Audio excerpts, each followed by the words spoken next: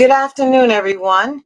I want to welcome you this afternoon. My name is Monique Hardin Cordero. I am the program director for the National Kidney Foundation serving Greater New York. And as I said again, welcome to our last virtual patient session for this calendar year. Sean, can you show the first slide, please? And of course, with the holidays coming, we thought that this was a perfect time to help provide you all with some tasty treats that will get you through the holidays in a very safe and healthy way. Next slide, please. Our presentations, we try to keep them short and brief. And as you can see, our agenda is very short and will be very meaty as we bring on our presenters. Next slide, please. So we are very fortunate to have a wonderful treat this afternoon with a nice lineup of presenters. Our first presenter, Dr. Anjali Acharya, is a professor of medicine at Albert Einstein College of Medicine. She is also a director of nephrology of the Nephrology Fellowship at Jacobi Hospital in the Bronx. I should also add that she is the chief of the renal division at Jacobi Hospital and North Central Bronx. And of course, she is a member of our medical advisory board here at the National Kidney Foundation serving Greater New York. Next, we also will have Alexia Ailio, and she was born in Miami, but decided to come up north. After coming up north and going to graduate school at NYU, she decided that she wanted to stay and pursue a career in renal nutrition, which she's been doing now for 6 years and enjoys it tremendously. Last but not least, we have Bibiana Alvarez, and she is also, of course, a renal dietitian, and she works at Fresenius Kidney Care in Southern Manhattan. And she's been doing that job for 10 years, working first with in hemodialysis as well as periodialysis. And now she is strictly, of course, working at a hemodialysis center. So that is our lineup for this afternoon. And without further ado, I'm going to now turn it over to Dr. Acharya. Sorry, Dr. Acharya. And I will have her kick us off and share some lovely tips with us. Thank you once again for joining. Thank you, Monique. And good afternoon, everyone. And thank you for joining us for this very important session on nutrition, especially around this time of the year. And I would like to thank Monique and the National Kidney Foundation for this opportunity to speak with you. I have two very experienced dietitians with me, Bibiana Alvarez and Alexia.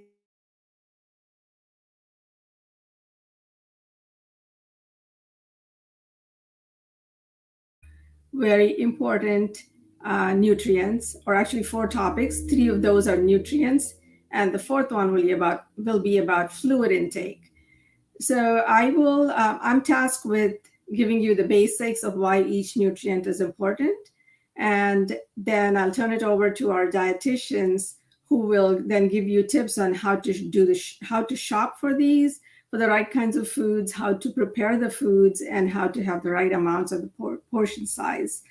And we want you to leave here not worried, but to go home with the message and the information about how you can enjoy the holidays and what you can eat for the holidays and have fun with your family. So let's just jump right in.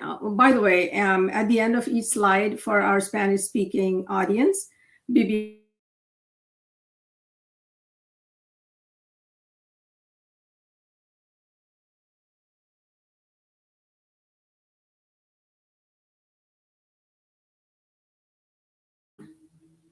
There you go. So jumping right in, nutrition, good nutrition is key to good health, and that applies to everyone. That's very important for every one of us. And the kind amount of food you eat affects the way we feel and how the body works. This is true for everyone. And these ingredients are very important because they help us grow, they help the body repair, and they help us build new muscle and other tissues in the body as a process of aging and just process of life.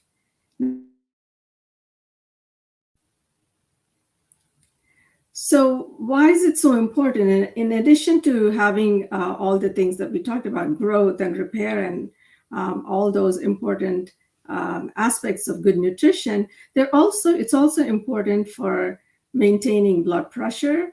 It's important for maintaining fluid balance.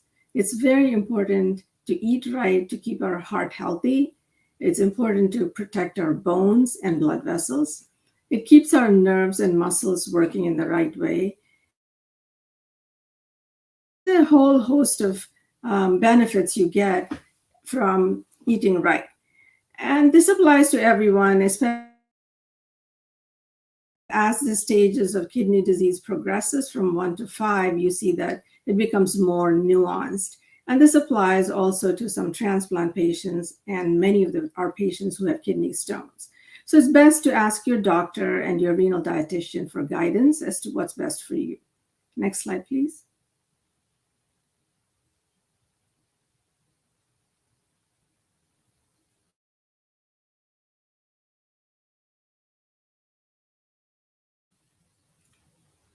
So there are 5 food groups that are important, and those are fruits, vegetables, grains, protein foods, and dairy. It's very important to get a proper combination of these in order to have proper nourishment. So you need items from each of these. Dietitian and see what's best for you. Next slide, please.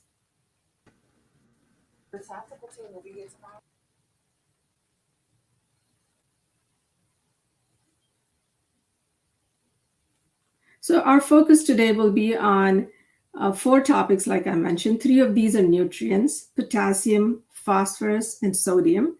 The 4th one is about fluids. And once I go through those, the 2 dietitians that are on with us, Bibiana and Alexia. Hello, everyone. I will be covering some of the translation. Thank you, Dr. Chari. My name is Bibiana. Welcome, everyone, to the webinar. So some of the key points that we were going over was, the importance of having a good nutrition for good health, how important it is to eat a balanced diet, the amount of food that we eat not only affects, how we feel, but also how our body will work. Some key ingredients and nutrients are very important for growth, to repair tissues, to build muscle para reparar los tejidos, tener una buena salud y tejidos musculares.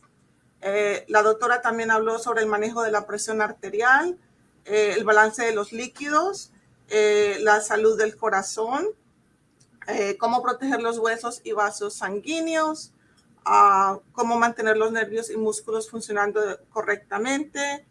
Algunos de estos son importantes durante la enfermedad renal crónica, no para todo el mundo, porque no todo el mundo tiene las mismas condiciones. Y también vamos a hablar de las diferentes etapas de la enfermedad renal, etapas de 1 al 5, durante la diálisis, trasplante y también los cálculos renales. En el día de hoy nos vamos a enfocar en el potasio, fósforo, la sal o el sodio, los líquidos, cómo hacer algunos intercambios de comidas, recetas y algunos tips para durante los días de fiesta. Dr. Acharya. Thank you so much, Bibiana. So let's just jump right in. The first topic that we'll be focusing on is potassium. Next slide, please, Sean. So let's look at what potassium is. It's a mineral found in many of the foods that we eat. Why is it important? It's very important to keep the potassium in the right balance because it helps our heartbeat be regular. It makes our muscles and nerves work the right way. And all this is possible because in a normal kidney, the excess potassium is gotten rid of by the healthy kidneys into the urine. Whereas when the kidneys are not working well, you often need to limit certain foods so as to keep the potassium in balance in a normal level. And if the potassium levels goes too high, you might experience weakness, numbness, tingling. And if it goes really into the danger zone or super high, you can even have irregular heartbeat or a heart attack. Over to you, Bibiana. El primer nutriente que vamos a discutir en el día de hoy será el potasio. El potasio es un mineral que se encuentra en muchos de los alimentos que consumimos. Mantiene la regularidad en los latidos del corazón y se asegura de que los músculos funcionen correctamente. Unos riñones saludables ayudan a mantener la cantidad de potasio en el cuerpo. Cuando los riñones no funcionan adecuadamente, entonces se debe de limitar la cantidad de potasio para que ésta no suba mucho en la sangre. El potasio alto puede causar debilidad, entumecimiento y hormigueo. Si el potasio está muy alto, puede causar un ataque cardíaco. Thank you, doctor. Sure. Sean, next slide, please. So it's complicated with potassium, right? Because almost all foods have some potassium. Some foods have very high potassium levels. And some of the medications can also make the potassium go up. And a lot of the patients with chronic kidney disease are on these medications because those are necessary to keep their heart healthy. And then there are some underlying disease states that can also increase the potassium. So how do you manage this and how much potassium to eat in a day? That's a question for our dietitians again. And before I hand it over to Bibiana, I just want to say the normal potassium, we want the potassium level to be in is about 3.5 to 5. Between 5 and 6, it's considered to be the caution zone, and anything over 6 is considered to be dangerously high. So anyone who has chronic kidney disease, it's very important for you to find out what your potassium levels are. And it's a question for your primary physician or your nephrologist if you're seeing one. And it's important to get your physician to check your potassium a few times a year.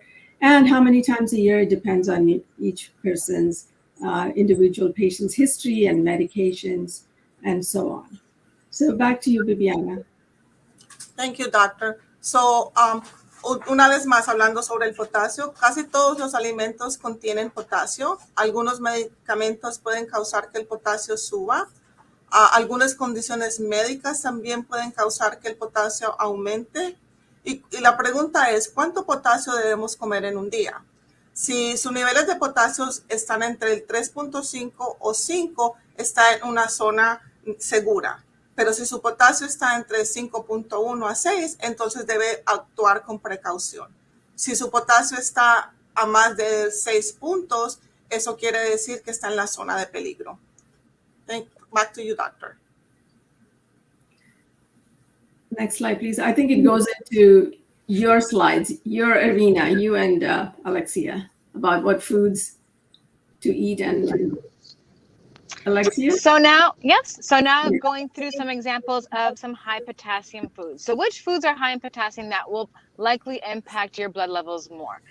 Foods like dairy, nuts, milk, yogurt, cheese will have an impact on your potassium levels. Nuts, beans, banana, plantains, potatoes, tomatoes, and squash are just some examples of higher potassium foods.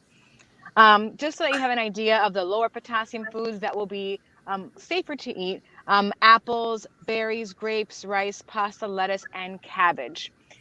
So again, as the doctor mentioned before, all foods have some potassium in them. Some will have more than others.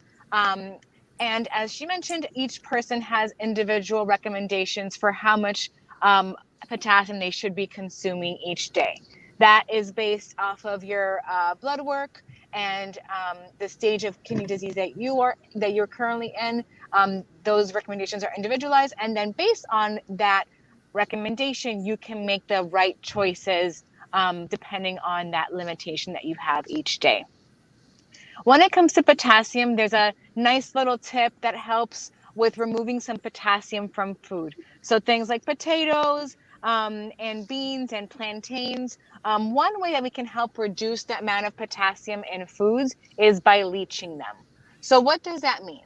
Leaching a food item just means you can cut that food in small pieces, rinse it, soak it in some water, usually a large amount of water to help remove some more of that potassium, rinsing it again after, and then cooking it in a lot of water as well. So that just helps remove the potassium from the food. It leaches out into that liquid, and then we help reduce the amount of potassium that is actually in the food. En español, nada más para repasar sobre lo que hablamos sobre potasio, comidas que son altas en potasio son productos lácteos, por ejemplo, leche, queso, yogur, también habichuelas, plátano, papa, tomate y calabazas. Opciones que son más bajas en potasio, tenemos manzanas, bayas, uvas, arroz, pasta, lechuga y repollo. Para el potasio, las recomendaciones dependen de su condición y los resultados personales de ustedes. Eso se puede hablar con la dietista y su doctor para determinar la cantidad que debes consumir diaria. Cuando sabes el límite que tiene usted, entonces puedes escoger entre las comidas que son un poco más altas, limitar esas opciones y escoger más de las opciones que son menos en potasio para tener la dieta balanceada y mantener en ese límite que tienes personal. Una sugerencia para las comidas que son altas en potasio es ayudar eliminar un poco de potasio de la comida por ponerlas en agua para ayudar a que ese potasio salga de la comida un poquito y entonces reduce la cantidad que estás comiendo. Por ejemplo, si estás tratando de reducir la cantidad de potasio en una papa, la cortarías en pedacitos más pequeños, la pones debajo de un poco de agua, la dejas por unas cuantas horas, típicamente a lo mínimo 2 horas en agua, entonces puedes cocinar el vegetal en agua y después como te gustaría en su receta. Eso es una sugerencia pequeña que ayuda a reducir la cantidad de potasio en comidas que típicamente son un poquito más alto en potasio. Next slide. Okay,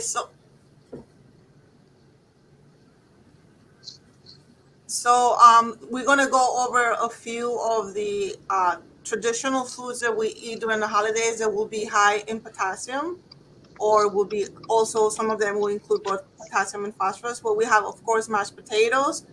And like Alexia discussed, we could always soak those before preparing them. We also have the yams or sweet potatoes. We have yuca, which is very traditional and is also very high in potassium. And then we have either pasteles or tamales, and those can be very high because in the case of tamales, they're made from the masa, which is very high in phosphorus. And in the case of pasteles, they're made from either yuca or plantain, or a combination of those, and those also could be very high in both potassium and phosphorus. And we have, of course, gravy. If it's made from a mix, those mixes tend to have added phosphorus. And vamos a hablar un poco más acerca de las comidas tradicionales para las fiestas. Tenemos las papas majadas o puré de papas, que pueden ser muy alto en potasio. Como Alexia estaba diciendo antes, las podemos remojar para eliminar un poco del potasio. Tenemos las papas dulces o batatas, que son muy tradicionales, también son altas en potasio. Tenemos la yuca, muy tradicional en la cocina latina, alta en potasio igual. Y tenemos pasteles o tamales. Los pasteles tradicionalmente son hechos de yuca, de plátano o de una combinación de estos ingredientes, y por lo tanto también pueden tener un alto contenido de potasio o de fósforo. Y por último tenemos las salsas que se le agregan a la comida. Por lo general estas salsas son hechas de paquete. Los paquetes generalmente tienen fósforo añadido, y aunque sean hechos en casa, muchas veces se les agrega leche o crema, y eso puede contribuir a que contengan un alto contenido de fósforo. Back to you, Alexia.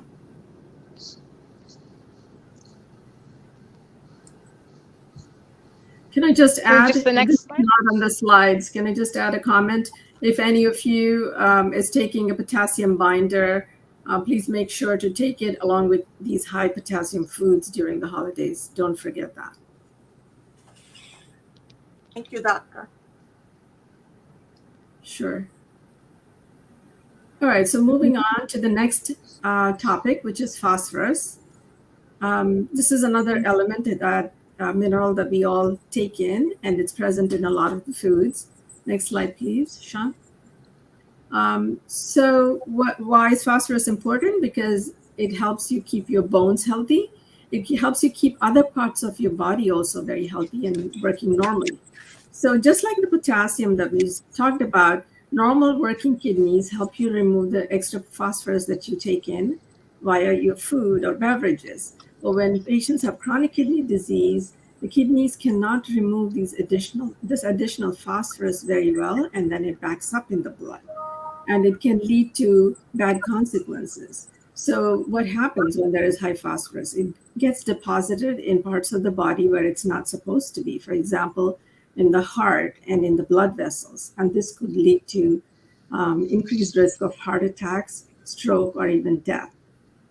So it's very important to maintain the phosphorus in the normal level, and that is between 2.5 and 4.5 milligrams per deciliter. Again, how to control the phosphorus level, what's the right type of food, and what are the medications. I'll turn it over to Bibiana and Alexia, but just remember, if you're on phosphate binders, make sure to take them, whether they're pills, powder, or rarely it could be a liquid. Make sure to take it along with your food. Very important at every time, but especially more so during the holidays, because you might be indulging in other foods which have high phosphorus. Over to you, Alexia.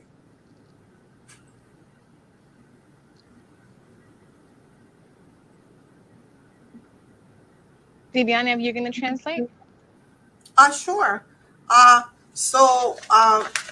Hablando sobre el fósforo es un mineral que se encuentra en los huesos, es un mineral que nos ayuda a mantener los huesos sanos y otras partes del cuerpo.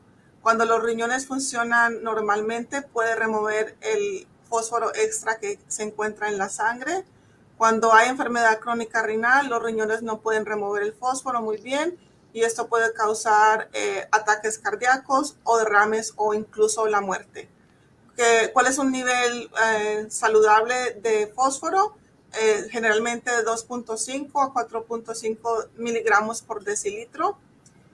¿Cómo podemos controlar mejor el fósforo?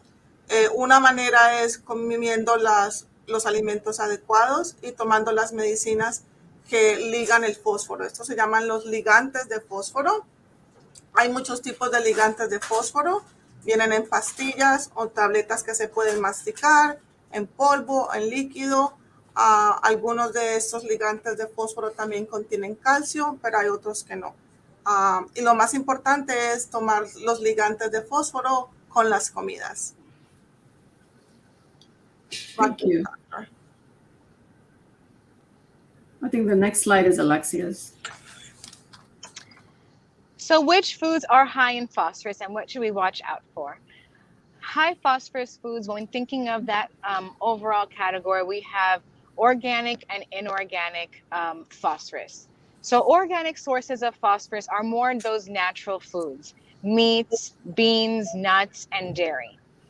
So although these foods are high in phosphorus, the body does not absorb them fully. Depending on the type of food, whether it be a meat product, which is a little bit more highly absorbed, around 50 to 60%, versus a plant product, closer 30 to 50%, depending on the food. So even though they are higher in phosphorus, the body is not fully absorbing all of that phosphorus. The other type of high phosphorus food is inorganic phosphorus.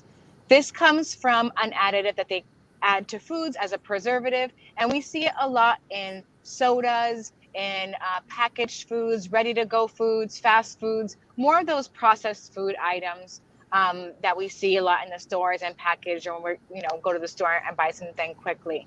So that is where we will have the most impact, because 100% of that phosphorus is absorbed.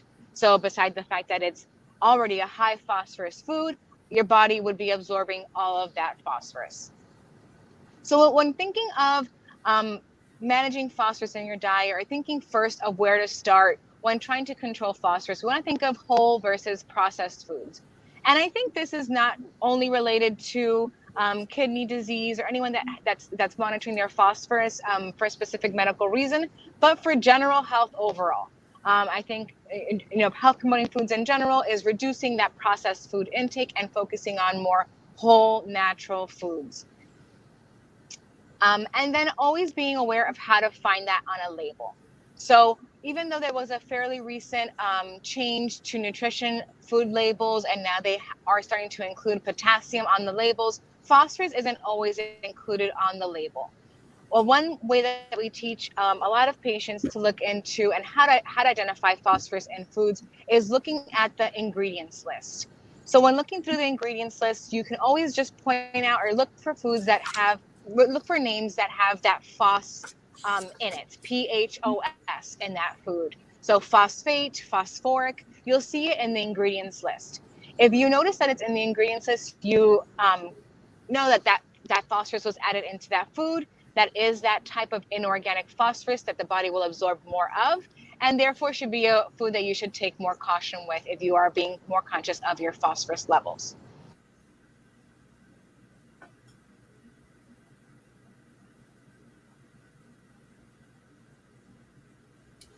So continuamos con, we continue with high phosphorus foods. As you can see, here are some examples of. So here we have some. Las carnes, Hello? Alexia? Oh. I don't know if I was cut off in the middle of the translation. Okay, you can go ahead.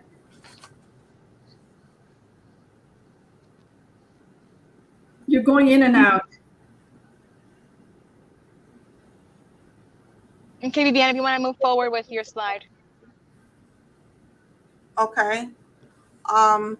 So here we have some examples of high phosphorus foods. The cheese board, for example, which is very traditional during the holidays, contains a number of items that are high in phosphorus. For example, the cheeses, the nuts, also the cold cuts are also very high. They're processed foods. Traditional also, you have the ham, which is a processed meat, and it has added phosphorus. We have also mac and cheese, macaroni cheese, the cheese, of course, because it's a byproduct of milk, has a lot of phosphorus. And then pernil, or usually the traditional pork loin, that also 90% of pork products in the United States have some form of added phosphorus as a preservative, even if it's a fresh meat. So como podemos ver acá, tenemos algunos ejemplos de alimentos tradicionales durante las fiestas que pueden tener un alto contenido de fósforo, como por ejemplo la charcutería y los quesos, los embutidos, por lo general son muy altos en fósforo, al igual que las nueces. También tenemos el jamón tradicional, ya que es una carne procesada o es un tipo de embutido, contiene un alto nivel de fósforo. Los macarrones con queso, el queso sabemos de antemano que es un producto que contiene mucho fósforo. Y otro plato muy tradicional, que es el pernil, generalmente contiene fósforo, aunque no creamos, ya que la mayoría de las carnes frescas de procedencia de cerdo en los Estados Unidos son tratadas con fósforo. Back to you, Alexia. Next slide, please. All right, so moving along, it's about table salt or sodium. Who hasn't heard about table salt, right? And again, goes back to general well-being for everyone. Table salt, we need to contain the amount of salt we consume, and this is for everybody in general for good health. Next slide, please. So, sodium is a major part of the table salt. It's a mineral that's present in table salt. Some salt or sodium is needed for bodily function and water balance, but when it's in excess, it's not good for the body. Normally, again, the kidneys are the organs that help us lose sodium and keep the sodium and water balance in the normal range. But when the kidneys are not functioning and the sodium intake is remains high, what happens is the sodium remains in the body, and along with it, the water remains back as well.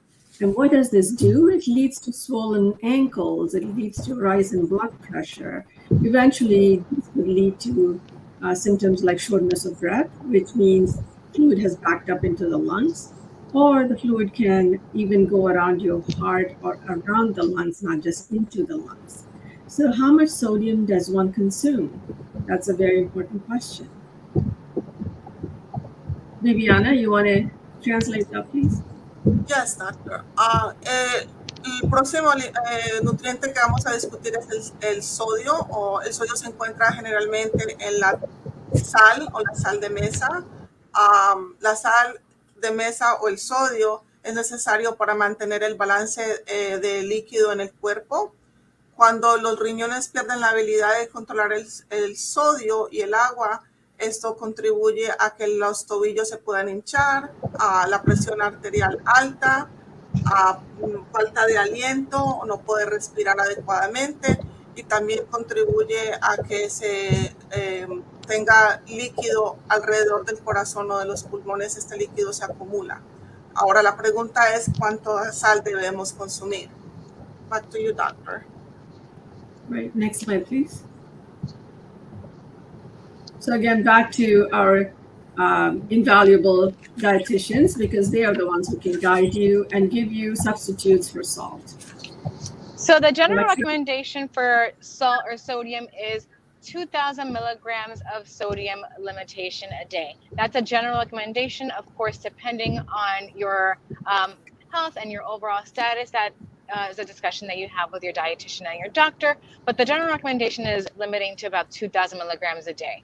And just to give you a better idea of what that looks like or what that is, just in 1 teaspoon of salt, we already have over a little bit over that 2,000 mark. So it quickly adds up, especially with that limit being your daily limit. So one of the most important things to look for is looking at the labels of packages. So luckily, sodium is a nutrient that is on the nutrition facts label, and you can take a look and see how much sodium is in that food per serving. With that 2,000 milligram limit that you have a day, you can then tally up how much sodium you're having throughout the day with what you're consuming. Recommendation that I usually give is not to tally so that you are meeting that 2,000, because we do have to allow for foods that we're consuming that have sodium naturally in them that we aren't necessarily calculating or taking into account. So always keeping that in mind. The general rule of thumb as well is foods that tend to be lower in salt, lower sodium choices, have around 200 milligrams of sodium or less per serving. So that's a nice rule of thumb when looking through a nutrition facts label. So noticing that, as we just went through, that we have to look at labels and see that foods that already have salt in them. So sometimes when thinking about salt in the diet, we think of the food that we're adding salt to what's already in the food. So knowing that it's what's in the food, plus if you add anything using a salt shaker, that's extra salt that you're adding to that food that you're eating. So being very careful of adding any additional salt when the foods that you're consuming already have sodium in them. The best recommendation for that is tasting the food first. I have a husband that he grew up always having a lot of salt on his food, and before he even takes a bite, he adds salt automatically. And I said, "Did you even taste it? You have to please taste the food. Tell me what you think, how you feel it actually tastes, and then add it if you'd like to." So that's something that I even in my personal life I always try to reinforce, and a suggestion that I always give to patients as well. Taste the food, see if it really needs it. See if there's anything else that you can add instead of salt to maybe give it a little bit of extra flavor, and then if really necessary, adding a very small amount. So what are some substitutes or alternatives? So there is a salt substitute, but it is potassium based. So a very common, most salt substitutes that you see in the market will have some potassium in them. So being very conscious of that when looking through salt substitutes, if you have to limit your potassium levels. The best recommendation is look for no salt seasonings. There are so many other spices available to us that give wonderful flavor to food. Onion powder, garlic powder, oregano, paprika, pepper, cayenne. All those other spices are wonderful choices to add to your food that give it that extra flavor so that you're not eating bland, flavorless food. You can still enjoy it, but just utilizing all the other options that we have available to us. And as the doctor mentioned earlier, just being conscious of what that salt impacts on the body. And we'll tie it into the next nutrient that we're focusing on, which is related to fluid. But since the doc mentioned that fluid buildup potential around the body and around the heart, potentially thinking of how salt does usually make someone more thirsty, which then of course leads to more drinking and then can lead to those other consequences mentioned before. Para repasar o hablar sobre el sodio, el punto más importante.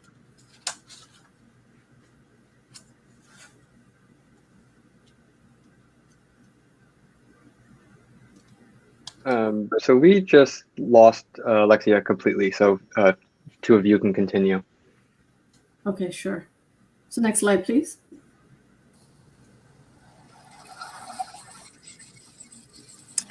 Sorry that I had seems like I had a bad connection there that just dropped, but I am back. Does everyone hear me? Yes. Okay. So touching on just some options, NKF has done great partnerships with resources and products available in the market today. Spiceology is a company that NKF has been working with because they have wonderful salt-free seasoning options available. So we just wanted to show this as a great resource. You have it as an option to look at in the NKF website and links to their website, but just an option or one of the many wonderful companies and products that are available to us in the market now for salt-free seasonings that taste wonderful. Nada más para darte un ejemplo de un producto que tiene varias opciones sin sal y sin sodio. Esta compañía Spiceology ha trabajado mucho con NKF para tener productos que son apropiados para pacientes con renales. So, nada más esto es un ejemplo si quieres buscar en el internet para ver los productos que tienen opciones, pero es productos deliciosos que también son bajos en sodio y muchos también bajos en potasio. Next slide. So continuing with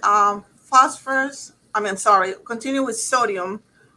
So here again, we have the traditional foods, the ones that we saw before, and we discussed phosphorus before, but now we're going to discuss that not only do these foods contain phosphorus, but they contain also a very high amount of sodium. And of course, we know that cold cuts are very high in sodium, cheeses, some of the crackers, depending on whether they have salt on top or not. The traditional ham, also very high in sodium. The cheese on the mac and cheese, also very high in salt and sodium. I mean, of course, pernil, depending on the pork loin, it really depends on what kind of seasonings you use, will determine how much sodium that would have. So, una vez más, hablando acerca más del sodio, podemos ver otra vez los mismos alimentos que hablamos antes.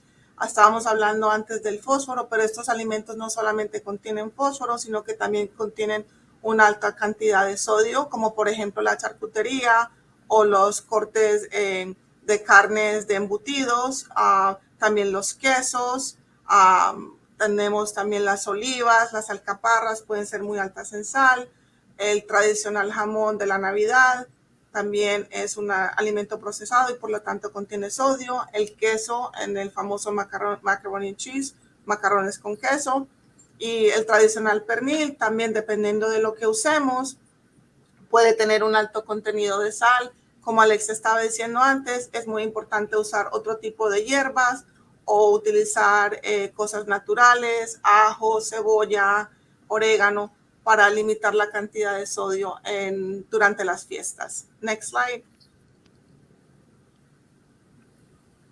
All right, so this is the last focus point for us for today. It's fluid intake.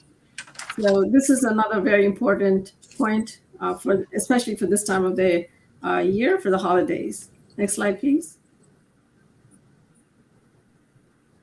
So let's just look into what is fluid. We talk about it all the time, and some of these are very obvious, right? Water, milk, juices, soft drinks, alcohol, and so on. But some, they're not so obvious. For example, I need to remind my patients quite often that soups, you need to consider that as well in your fluid intake.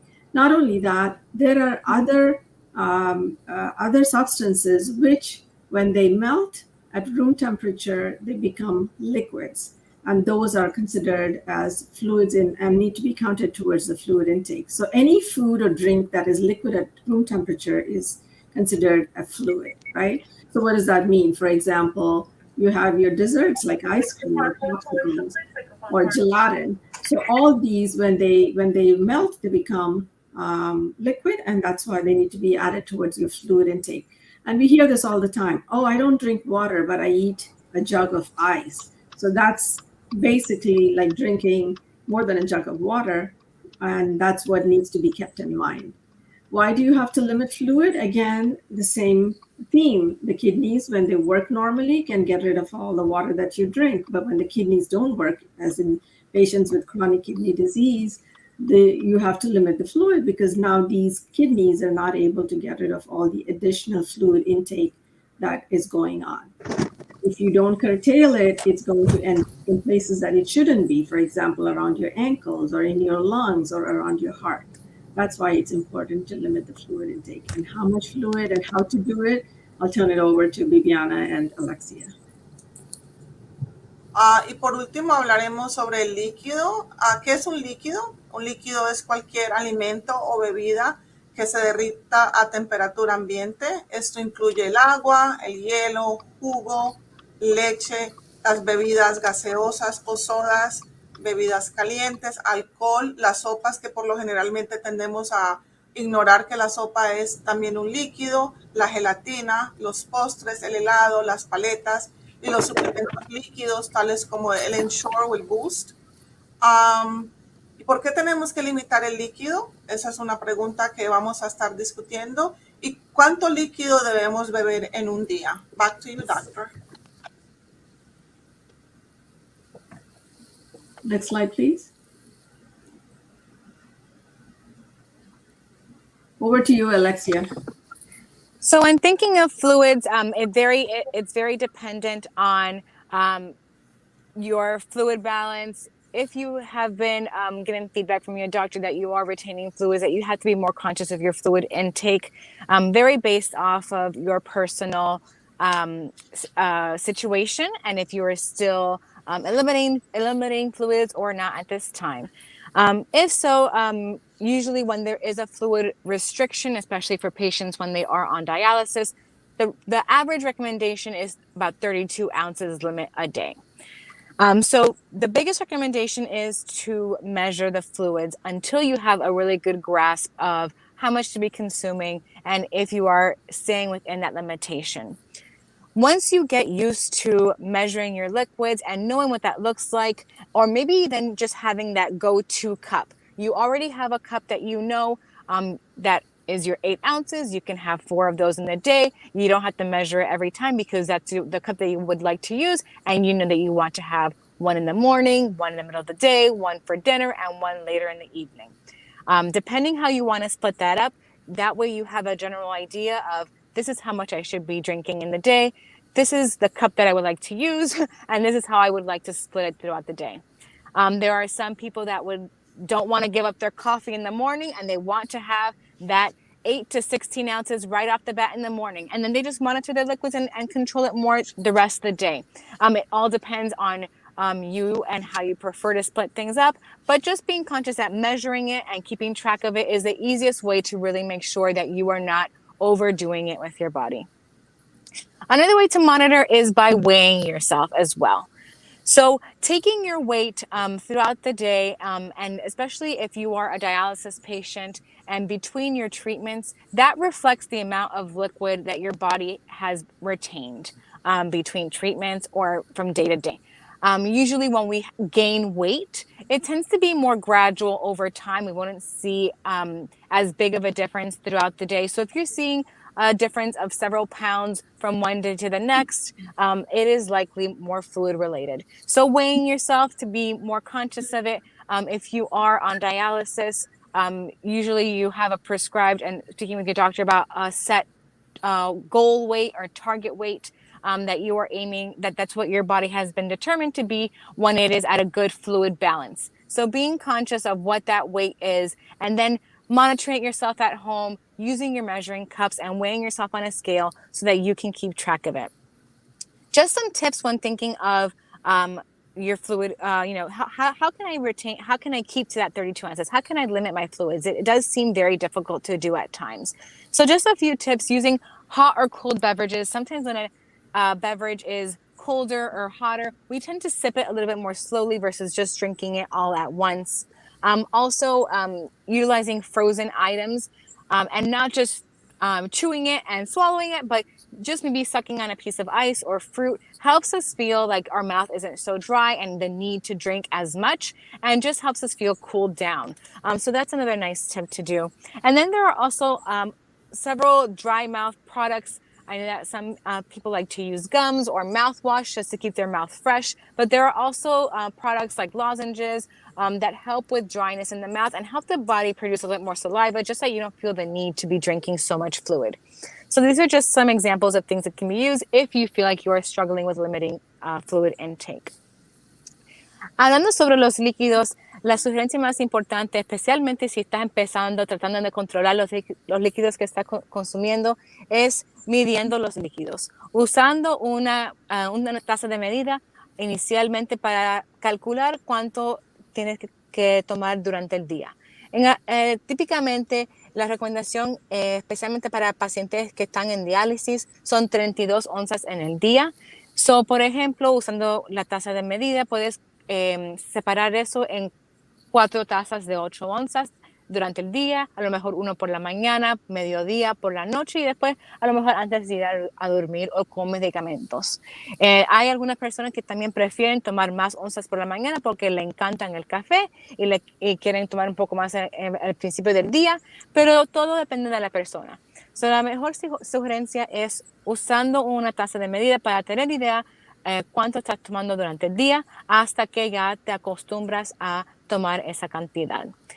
Muchas personas también les gustan usar una taza que siempre saben la medida de esa taza, y lo hacen más fácil en vez de tener que medir cada vez la taza que están usando. También otra sugerencia es tomar el peso en casa para ver cuánto líquido estás tomando. Por ejemplo, si te pesas un día y el próximo día notas que has subido varias libras en peso, típicamente eso indica líquido que está reteniendo el cuerpo. Muchas veces cuando nosotros ganamos peso de verdad, de grasa, es gradualmente sobre varios días o semanas, y demora más ver el cambio en libras. So, cuando ves un cambio más en libras de día a día, típicamente es resultado de exceso líquido en el cuerpo. Para pacientes que están en diálisis, también tienen una receta del doctor que ha determinado un peso que el cuerpo está en balance de líquidos. Eso, si tu doctor te ha revisado con usted el peso que eso es para tu cuerpo, entonces tienes idea de lo que debe estar pesando cuando te pesas en casa. Otras sugerencias para los líquidos, y tratando de controlar la cantidad que estás tomando, porque claro que las 32 onzas algunas veces será difícil. Tomando bebidas que son calientes o frías ayuda a que no las tomas tan rápidas. También usando productos o frutas congeladas o hielo, también puedes usarlo, chupar el helado el hielo por tiempo para que te refrescas la boca y te sientes la necesidad de tomar tanto en líquido. Y otra cosa que hay es, hay unos productos que también ayudan con boca seca, que ayuda a producir más saliva para que la boca también no tenga la necesidad de tomar tanto líquido. Los productos ayudarían con eso. Next slide. So continuing with fluids, the holidays can be especially challenging for for the fluid intake. Patients are going to find themselves surrounded by, cocktails, wine, beer, the traditional drinks for the holidays, like such as eggnog or the traditional coquito. Not only do they contain large amounts of fluid, but they also contribute to phosphorus and potassium, depending on how they are prepared. In the case of eggnog, we know that it's used traditionally made with eggs, but of course it has a lot of milk, half and half. If it's a traditional coquito, coquito contains coconut milk, and that tends to be very high in potassium as well as phosphorus because it has both regular milk in addition to the coconut milk.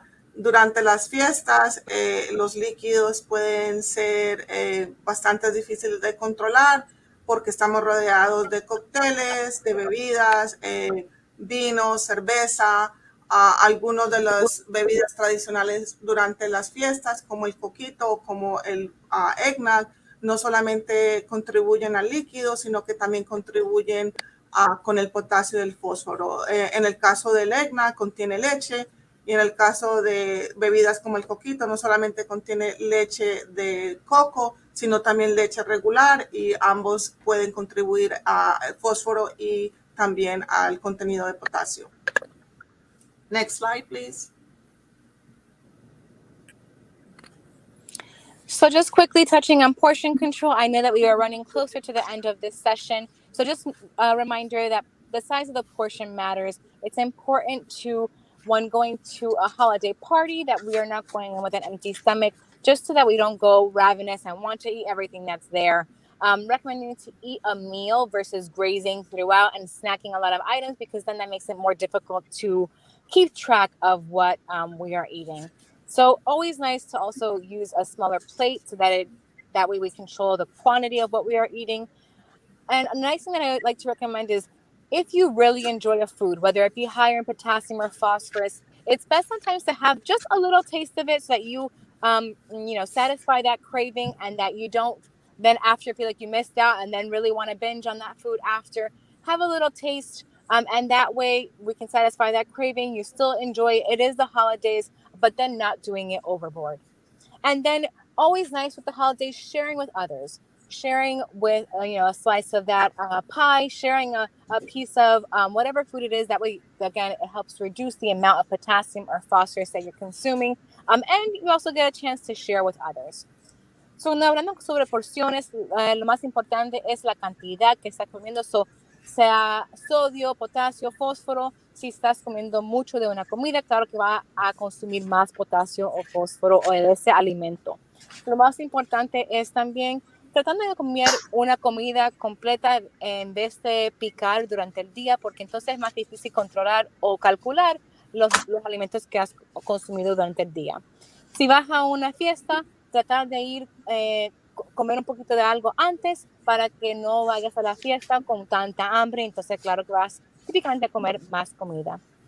Si hay una comida que de verdad te encanta, que disfrutas muchísimo en las fiestas, pero es una comida más alta en potasio y fósforo, prueba un poquitico. Así estás más satisfecho, estás contento porque tuviste la chance de comer esa comida que disfrutas, pero que no comas así de tanta cantidad. Y algo nice y bueno de los días festivos es compartir con la familia y con amistad. Puedes compartir la comida también, y de esa forma no comer en tanta cantidad. Next slide. So again, with portion control, of course, dessert last but not least. This definitely should be eaten in moderation. A lot of this contain a lot of phosphorus and potassium. We see here the red velvet cake, that's chocolate. The fruit cake also contains a number of dry fruit and also nuts, which are also high in phosphorus. We also have the bread pudding that also contains milk. So make sure that you eat this in moderation. Los postres también deben de ser consumidos con moderación. Muchos de los postres contienen chocolate, como en el caso del chocolate del pastel de red velvet o el pastel de nueces y frutas secas. También esos son alimentos muy altos en fósforo. El famoso budín de pan también contiene leche y contiene, por supuesto, una alta cantidad de fósforo. Next slide.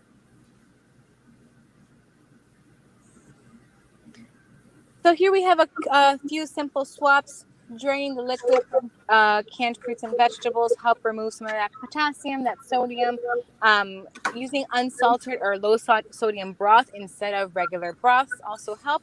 Just making sure that the salt isn't replaced with potassium chloride. That tends to be a salt substitute.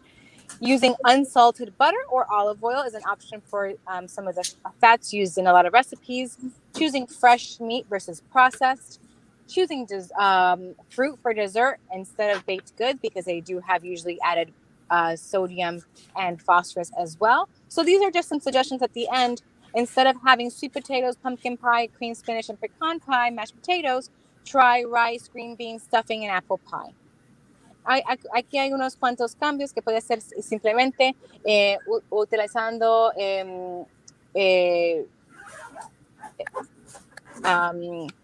aceite de oliva, carnes frescas, escogiendo frutas en vez de postre, para postre. Y, por ejemplo, en vez de comer papa dulce, boniato, calabaza, espinaca, puedes escoger comidas como arroz, habichuelas verdes y pie de manzana. Next slide. And just a few more holiday tips. Planning ahead with your day, how much you already consumed earlier of the day, if that holiday meal is later in the day, just so you keep track of that potassium, sodium, and phosphorus throughout the day. Making food from scratch. It's nice around the holidays to actually make food with family, and that way you know what's being put into the food. Having those sauces on the side when you're serving the meals. I think the most important thing with the holidays is enjoying that company. Have fun with those around you, with your family, with your friends. Have some fun and dance with them. That gives you some activity, moving around. And even if you have a little bit more food, you can get that physical activity in. And taking medications with you, just to make sure that you are taking them as prescribed. And as always, at the end, you can always talk with your dietitian and, of course, your doctor when it comes to more customized recommendations for you. And then just here, a last way to wrap up. NKF has awesome recipes on their website. Please take a look if you haven't done so already. They have low potassium recipes. They have vegan. They have low phosphorus. It's a great resource with so many options and really delicious looking food. So please take a look if you haven't already. I just want to add, that was awesome, Bibiana and Alexia. I just wanted to say with the desserts, you also have to keep in mind, be mindful of the carbohydrates that you're consuming, and you have to talk to your doctor about, maybe adjusting the dose of your medication or your insulin if you plan on eating a large portion of that. So keep that in mind, especially for the diabetics.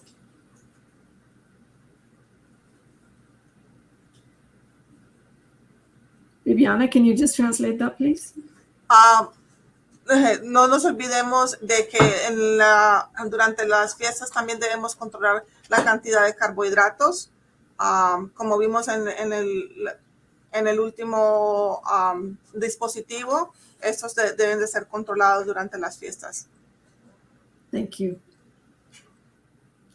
All right, over to you, Monique. I think you're on mute. Thank you.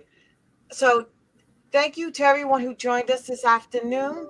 More importantly, of course, thank you to our panelists for setting us on a straight and narrow path to good health and enjoying the holidays. So once again, thank you to all. Happy holidays. And please check out your email so that you can join us early in the new year for our next virtual patient session. And with that said, have a good afternoon. Thank you, everyone. Bye-bye. Gracias Happy a todos. holidays. Oops.